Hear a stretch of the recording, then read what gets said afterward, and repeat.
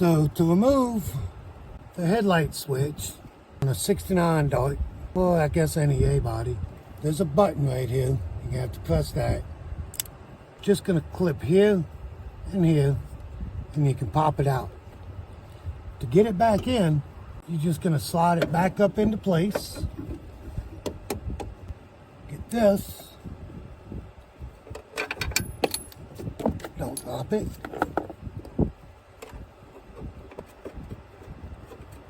Get it tight, tight as you can.